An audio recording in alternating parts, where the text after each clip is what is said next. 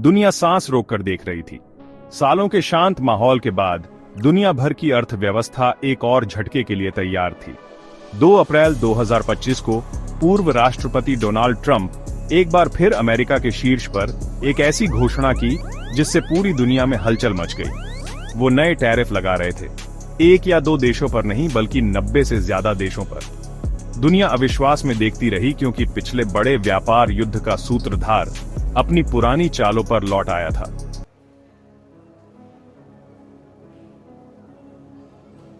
वित्तीय बाजारों ने तुरंत प्रतिक्रिया दी। डाउ जोन्स, FTSE 100, निकी, सभी प्रमुख सूचकांक लाल निशान में डूब गए। निवेशक इस अचानक और बड़े पैमाने पर हुई घोषणा से हतप्रभ अपने पोर्टफोलियो का पुनर्मूल्यांकन करने के लिए जूझ रहे थे। कुछ ही दिनों में खरबों डॉलर का मूल्य गायब हो गया। डर साफ दिख रहा था। क्या यह एक और वैश्विक मंदी की शुरुआत थी?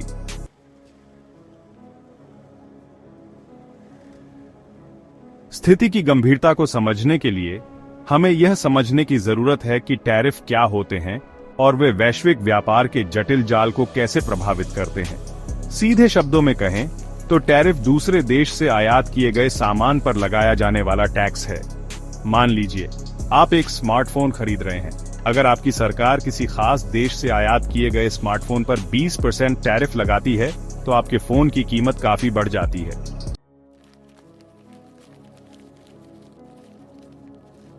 सरकारें कई कारणों से टैरिफ लगाती हैं, लेकिन सबसे आम कारण है राजस्व पैदा करना और घरेलू उद्योगों की रक्षा करना।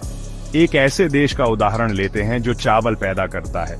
अगर सरकार अपने किसानों को सस्ते आयातित चावल से बचाना चाहती है तो वह विदेशी चावल पर भारी टैरिफ लगा सकती है। इससे आयातित चावल महंगा हो जाता है, जिससे उपभोक्ताओं को स्थानीय रूप से उत्पादित चावल खरीदने के लिए प्रोत्साहित किया जाता है।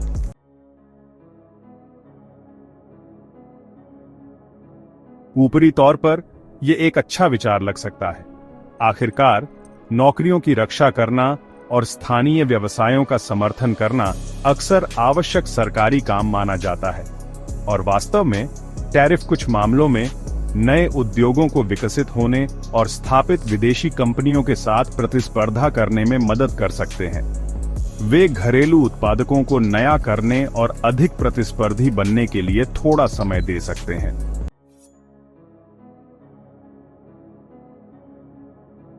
हालांकि टैरिफ दोधारी तलवार हैं। भले ही वे कुछ खास उद्योगों को अल्पकालिक लाभ दे सकते हैं, लेकिन वे अक्सर अनपेक्षित परिणाम देते हैं जो लंबे समय में अर्थव्यवस्था को नुकसान पहुंचा सकते हैं। शुरुआत के लिए टैरिफ हमेशा उपभोक्ताओं के लिए ऊंची कीमतों का कारण बनते हैं। जब टैरिफ के कारण आयातित सामान महंगे हो जाते हैं तो उपभोक्ताओं को उन्हीं उत्पादों के लिए अधिक भुगतान करना पड़ता है, जिससे उनकी क्रय शक्ति कम हो जाती है।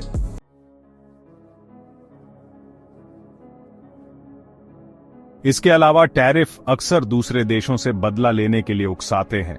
जब एक देश टैरिफ लगाता है तो उसके व्यापारिक साझेदार कई सामानों पर अपने खुद के टैरिफ के साथ जवाबी कार्रवाई कर सकते हैं।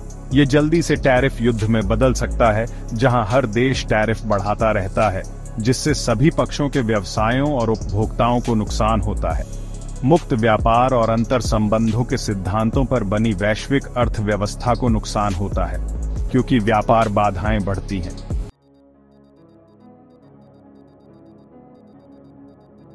एक व्यापार युद्ध के संभावित नतीजों को समझने के लिए हम पिछले उदाहरणों को देख सकते हैं, जैसे 20वीं सदी के उत्तरार्ध में दक्षिण कोरिया का टैरिफ का रणनीतिक उपयोग। सस्ते चावल के आयात में वृद्धि का सामना करते हुए, जिससे उसके किसानों की आजीविका को खतरा था, दक्षिण कोरिया ने आयात प्रतिबंधों और विदेशी चावल पर उच्च टैरिफ का एक संयोजन लागू किया।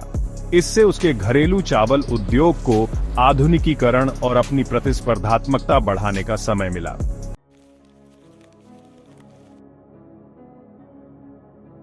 हालांकि ट्रंप के 2025 के टैरिफ अलग थे।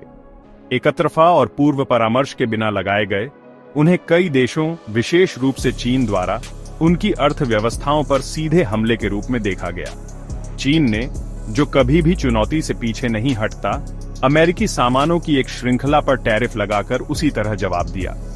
दुनिया ने घबराहट से देखा, क्योंकि दो आर्थिक दिग्गज आर्थिक कूटनीति के एक उच्च दाम वाले खेल में सींग बंद कर रहे थे।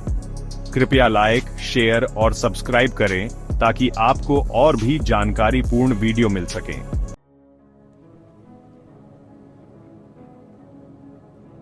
इस व्यापार युद्ध का प्रभाव तेज और दूरगामी था। सीमाओं के पार माल के सुचारू प्रवाह को सुनिश्चित करने के लिए दशकों से सावधानीपूर्वक निर्मित वैश्विक आपूर्ति श्रृंखलाएं अस्त व्यस्त हो गईं। बड़े और छोटे दोनों तरह के व्यवसायों ने खुद को उच्च लागत, आपूर्ति की कमी और घटते मुनाफे का सामना करते हुए पाया।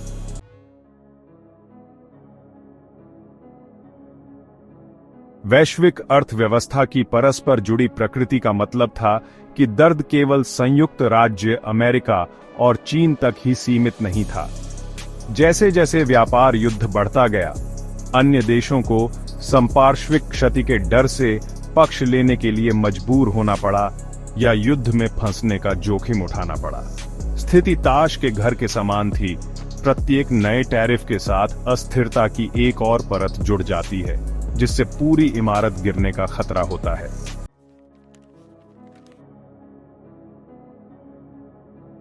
इतिहास, जैसा कि अक्सर होता है, एक भयानक मिसाल पेश करता है।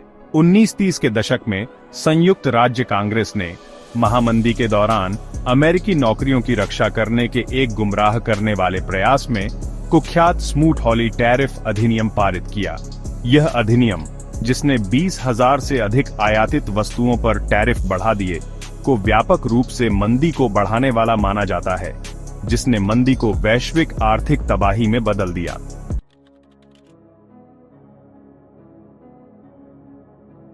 अर्थशास्त्रियों और विश्व नेताओं पर स्मूट-हॉली और ट्रंप के 2025 के टैरिफ के बीच समानताएं नहीं खोई गईं।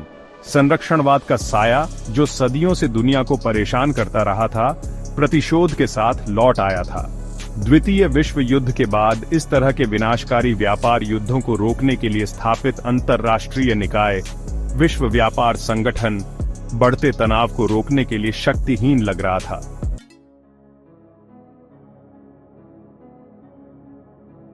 पूरी स्थिति में एक गहरा हास्यपूर्ण तत्व था।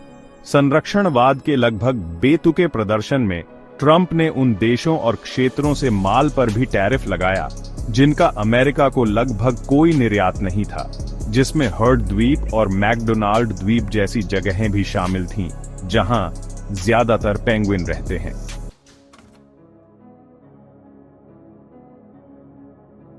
लेकिन बेतुकेपन के पीछे एक कठोर वास्तविकता थी। वैश्विक अर्थव्यवस्था, जो पहले से ही महामारी और भू राजनीतिक तनावों के झटकों से जूझ रही थी, को कगार की ओर धकेला जा रहा था। इस व्यापार युद्ध की आर्थिक और सामाजिक दोनों तरह की लागतें हर गुजरते दिन के साथ बढ़ रही थीं।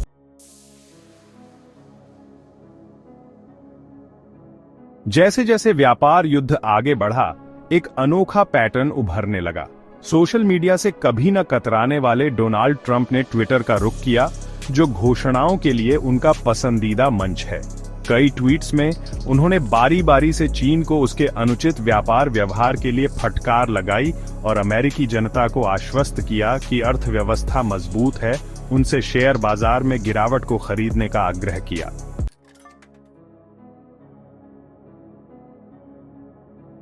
अक्सर सुबह के समय भेजे जाने वाले इन ट्वीट्स का बाजारों पर ध्यान देने योग्य प्रभाव पड़ा। अपने अस्थिर स्वभाव और अप्रत्याशित नीतिगत बदलाव के लिए जाने जाने वाले पूर्व राष्ट्रपति का एक ट्वीट शेयर की कीमतों को बढ़ा या गिरा सकता है। इससे बाजार में हेर फेर के आरोप लगे। आलोचकों ने आरोप लगाया कि ट्रंप अपनी स्थिति का उपयोग अंदरूनी जानकारी से लाभ के लिए या कृत्रिम बाजार आंदोलनों को बनाने के लिए कर रहे थे, जिससे उन्हें और उनके सहयोगियों को फायदा हुआ, जबकि पूरी तरह से अवैधता का ठोस सबूत मायावी बना रहा, लेकिन नजारा निश्चित रूप से संदिग्ध था। कांग्रेस कमेटियों ने जांच शुरू की, वित्तीय नियामकों ने जांच खोली और मुकदमे ढेर हो गए, जिसमें अंदरूनी व्यापार और प्रतिभूति धोखाधड़ी का आरोप लगाया गया। ट्रंप के व्यक्तिगत वित्तीय हितों और राष्ट्रपति के रूप में उनके कार्यों के बीच की रेखा तेजी से धुंधली होती जा रही थी।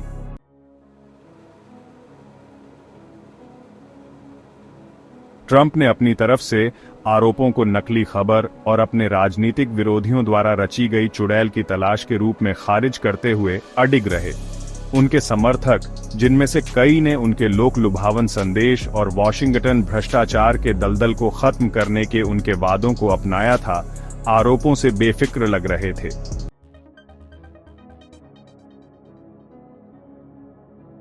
फिर भी घोटाले की निरंतर गड़गड़ाहट, कई अमेरिकियों द्वारा महसूस किए जा रहे ठोस आर्थिक दर्द के साथ ट्रंप की टेफ्लॉन कोटिंग को दूर करने लगी।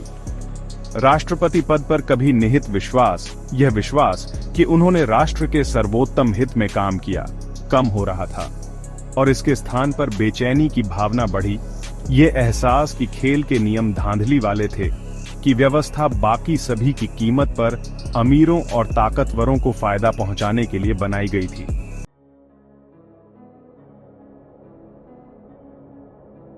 व्यापार युद्ध, जो कभी क्षितिज पर दूर की गड़गड़ाहट था, एक आर्थिक भूकंप बन गया था, जिसने वैश्विक अर्थव्यवस्था की नींव हिला दी थी।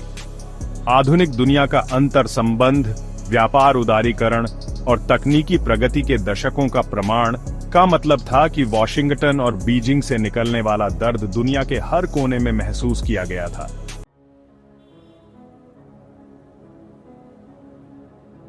उभरते बाजार, जिनमें से कई ने हाल के दशकों में तेजी से विकास और बढ़ते जीवन स्तर का अनुभव किया था, विशेष रूप से कमजोर थे। जिन देशों ने अपनी आर्थिक वृद्धि के लिए संयुक्त राज्य अमेरिका और चीन को निर्यात पर बहुत अधिक भरोसा किया था, उन्होंने अपने भाग्य को कम होते देखा, क्योंकि मांग सूख गई और उनके जिन्सों की कीमतें गिर गईं। कभी गतिविधियों से गुलजार रहने वाले कारखाने बंद हो गए, कभी बहुतायत में नौकरियां अब दुर्लभ हो गईं।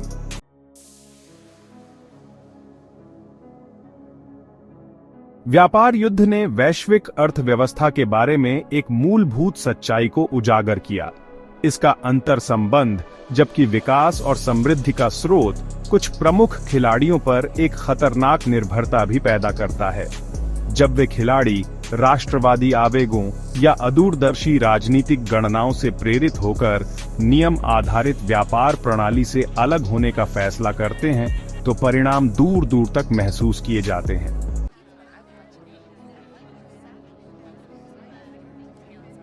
वैश्विक राजधानियों में मूड चिंता और अनिश्चितता का था। वित्त मंत्री और केंद्रीय बैंकर, जो आर्थिक चक्रों के प्रबंधन के आदी थे, ने खुद को एक अलग तरह के संकट से जूझते हुए पाया। जिस व्यवस्था को बनाने में उन्होंने मदद की थी, उस पर विश्वास का संकट। पुरानी निश्चितताएं, विकास के इंजन के रूप में मुक्त व्यापार में विश्वास और एक अजेय शक्ति के रूप में वैश्वीकरण ढहते हुए प्रतीत हो रहे थे।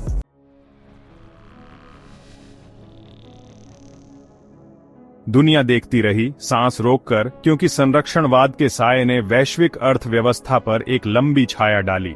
डोनाल्ड ट्रंप के टैरिफ अंतर्राष्ट्रीय व्यापार के नाजुक संतुलन के लिए उपेक्षा के साथ इस्तेमाल किया गया एक हथियार ने अनपेक्षित परिणामों की एक श्रृंखला को उजागर किया था। संयुक्त राज्य अमेरिका और चीन के बीच एक द्विपक्षीय व्यापार विवाद के रूप में जो शुरू हुआ था, वह विश्वास के वैश्विक संकट में बदल गया था, जिससे दुनिया का कोई कोना अछूता नहीं रहा। दूर दूर के बाजारों के लिए नियत माल का उत्पादन करने वाले कभी हलचल भरे कारखाने चुप हो गए, उनकी असेंबली लाइनें थम गईं, उनके कर्मचारियों को अनिश्चित भविष्य का सामना करना पड़ा। किसान कई अर्थव्यवस्थाओं की रीढ़ निराशा में देखते रहे, क्योंकि उनकी फसल की कीमतें गिर गईं, उनकी आजीविका उनके नियंत्रण से बाहर की ताकतों से खतरे में पड़ गई। वैश्विक अर्थव्यवस्था का अंतर संबंध, जो कभी साझा समृद्धि का स्रोत था, आर्थिक दर्द का एक जरिया बन गया था, जो व्यापार युद्ध के झटकों को एक महाद्वीप से दूसरे महाद्वीप तक पहुंचाता था। बहुपक्षीय समझौतों की नींव और खुले बाजारों के लाभों में साझा विश्वास पर बने वैश्विक व्यापार की सावधानीपूर्वक निर्मित इमारत तनाव में टूटने लगी। विश्व व्यापार संगठन, जो कभी नियम आधारित व्यापार प्रणाली का धैमन था, संरक्षणवाद के ज्वार को रोकने के लिए शक्तिहीन लग रहा था। दुनिया कगार पर थी, एक नए युग के कगार पर लड़खड़ा रही थी, जिसे सहयोग और अन्योन्य आश्रयता से नहीं बल्कि प्रतिद्वंद्विता और अविश्वास से परिभाषित किया गया था। अतीत की गूंज, महामंदी के भूत और विनाशकारी स्मूथ हॉली टैरिफ, जिन्होंने इसकी लपटों को हवा देने में मदद की, सत्ता के गलियारों में सताते रहे। विश्व नेता एक के बाद एक शिखर सम्मेलन में एकत्रित हुए, समाधान के लिए जूझ रहे थे। उनके चेहरे चिंता और निराशा के मिश्रण से भरे हुए थे। पुरानी प्लेबुक, आर्थिक सुधार के लिए आजमाए हुए और सच्चे सूत्र इस अभूतपूर्व चुनौती के सामने अपर्याप्त लग रहे थे। दुनिया अज्ञात क्षेत्र में थी, अपनी ही बनाई तूफान को नेविगेट कर रही थी।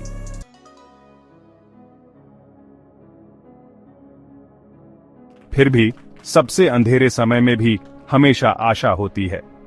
मानव भावना लचीला और साधन संपन्न, अनुकूलन और नवाचार के लिए एक उल्लेखनीय क्षमता रखती है। जैसे जैसे व्यापार युद्ध आगे बढ़ा, दुनिया भर के व्यक्तियों, व्यवसायों और समुदायों ने तूफान का सामना करने के नए तरीके तलाशने शुरू कर दिए। उभरते बाजार, जो कभी संयुक्त राज्य अमेरिका और चीन को निर्यात पर बहुत अधिक निर्भर थे, ने अपनी अर्थव्यवस्थाओं में विविधता लाने और घरेलू मांग को बढ़ावा देने के लिए अंदर की ओर देखना शुरू कर दिया। उद्यमी, हमेशा अवसर के प्रति सतर्क, ने नए बाजारों की पहचान की और नवीन उत्पादों और सेवाओं का विकास किया, यह साबित करते हुए कि प्रतिकूल परिस्थितियों में भी सरलता फल फूल सकती है। सरकारों ने सामूहिक कार्रवाई की आवश्यकता को पहचानते हुए नए व्यापार गठबंधन बनाना और मौजूदा गठबंधनों को मजबूत करना शुरू कर दिया। व्यापार युद्ध से हुए नुकसान को कम करने और अधिक लचीला और समावेशी वैश्विक अर्थव्यवस्था बनाने की मांग की।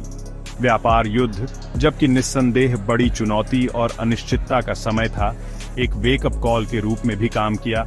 वैश्विक अर्थव्यवस्था के अंतर संबंध और अंतर्राष्ट्रीय सहयोग के महत्व का एक कठोर अनुस्मारक। इसने एक नियम आधारित व्यापार प्रणाली की आवश्यकता को रेखांकित किया, जो निष्पक्ष, पारदर्शी और जवाबदेह हो, और जिससे सभी देशों को लाभ हो, न कि केवल कुछ चुनिंदा लोगों को। आगे का रास्ता आसान नहीं होगा। व्यापार युद्ध के निशान आने वाले वर्षों तक बने रहेंगे, लेकिन जैसे जैसे दुनिया इस अशांत दौर से उभर रही है, उसके पास बेहतर तरीके से वापसी करने, अधिक टिकाऊ, न्यायसंगत और लचीला वैश्विक अर्थव्यवस्था बनाने का अवसर है। एक ऐसी अर्थव्यवस्था जो सभी के लिए काम करे, न कि केवल कुछ विशेषाधिकार प्राप्त लोगों के लिए। एक ऐसी अर्थव्यवस्था जो यह मानती हो कि हम सब इसमें साथ हैं, कि हमारे भाग्य आपस में जुड़े हुए हैं और यह कि संघर्ष नहीं, सहयोग ही स्थायी समृद्धि का एकमात्र रास्ता है। अगर आपको यह वीडियो पसंद आया हो तो कृपया लाइक करें, शेयर करें और सब्सक्राइब करें। धन्यवाद।